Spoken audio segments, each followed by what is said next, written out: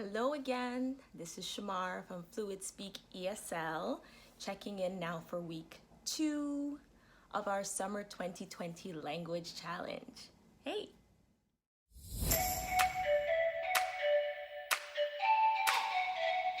So, if you're checking back in now, you've probably already completed week 1, which was last week on word stress, and awesome if you have.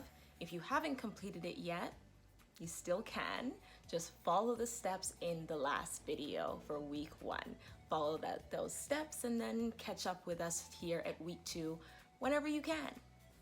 So first, let's talk about the offer.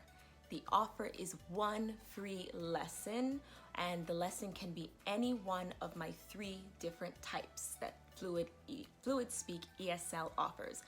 Again, those types are conversational fluidity, progressive business English, and NACE. Not sure what NACE is? It's that really long course title that I told you last time I would be shortening from here on out. So if you do want to double check what that course name is and what that's about, or what any of my lesson types are about, go down to the Facebook link, look at the lesson descriptions there.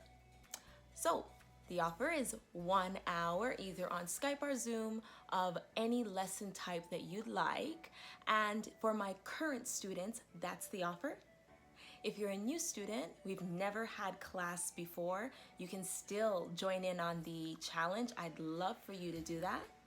But if you finish the challenge all the way through with us, you will get half an hour, still Skype or Zoom. All right, and the steps. So step 1, watch the video. Watch it carefully, pay close attention to whatever is the focus for that week. This week, week 2, the focus is speaking speed. All right, step 2, click on the Google form link, which is right under the video. Click on that link and you can complete that Google form while you're watching the video. You can watch the video again, it's up to you. And just go ahead and complete the Google form, submit it. Step 3 is make sure that you're using the same name every time. Everything you submit on all those Google forms, always use the same name, and a name I am familiar with. All right, so everybody, we're about to get started. A couple things to note. Remember, there are 4 weeks in this Summer 2020 Language Challenge.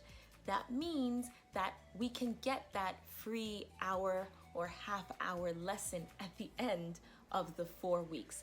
Just wanted to clarify for some of my students, so that we're still about 2 weeks away from that. Keep on going, you're doing awesome. All right, everybody, so now it's time we're going to jump into this week's challenge.